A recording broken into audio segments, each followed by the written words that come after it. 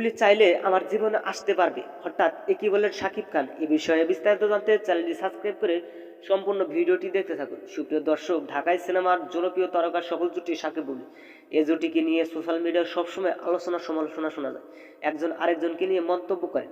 সম্প্রতি কয়েকদিন আগে এক সাক্ষাৎকারে শাকিব খান বলেছিলেন ছেলে বীরকে নিয়ে যুক্তরাষ্ট্রে ঘোরাঘুরি করবেন, কিন্তু সেই কথা আর রাখলেন না। আবার শাকিব খান এক সাক্ষাৎকারে বুবলির সম্পর্ক নিয়ে কথা বলেছিলেন যে বুবলি আমার স্ত্রী নয়, কিন্তু বুবলিকে সাংবাদিকরা প্রশ্ন করেন যে সুপারস্টার শাকিব খানের সাথে আপনার কি কোনো সম্পর্ক আছে কি না। উত্তরে বুবলি বলেন, যেহেতু শাকিব বীরের বাবা সেহেতু তিনি আমার স্বামী। বুবলিকে আরও প্রশ্ন করা হয় যে শাকিব খানের সাথে আপনার কি ডিভোর্স হয়েছে।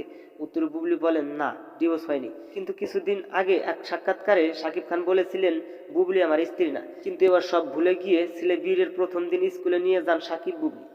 আবার একসাথে ছবি উঠে সোশ্যাল মিডিয়ায় প্রকাশ করেন বুবলি। তার মনে ভক্তরা মনে করেছেন শাকিব বুবলি আবার এক হচ্ছে।